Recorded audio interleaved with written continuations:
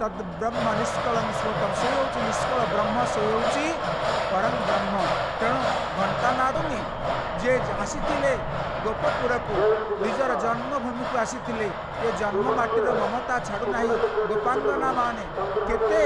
फटा मजा होती केते रास रसरे ये कलाकानु तो कला पड़ जाइछंती हेले कहीं ना विषन्नता भाव आसुची ये रास रस सरीजीव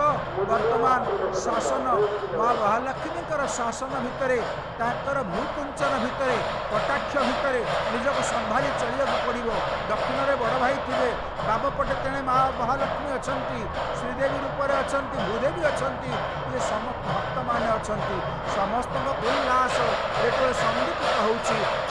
भक्त मैंने केते प्रेम केते आनंद केते भाव